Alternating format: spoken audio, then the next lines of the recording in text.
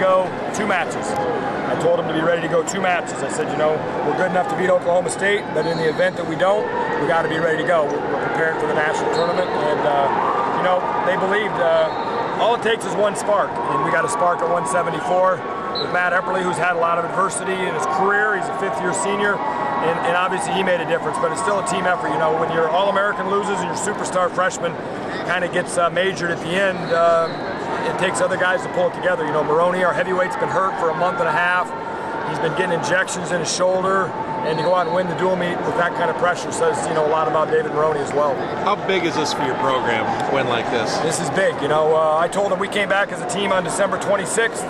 We gave him about 10 or 11 days off, and well, first thing I told him, I said, you know, we're not going out there just to get experience. We got a good team, and we're going to work, and we're going to make our mark. And I don't know if it's going to be in the championship round or if it's going to be in the consolation round, but we're going to make a mark. And you know, right before we came out here, I told him to be ready to go too. And but I also told him, I said, don't you dare take a back seat to these guys, because we paid our dues. There's nobody sitting here right now that can say somebody on the other side outworked them. And from December 26th on, we've been training really hard. Epperly was one of your high school kids who went through the brand stuff thing.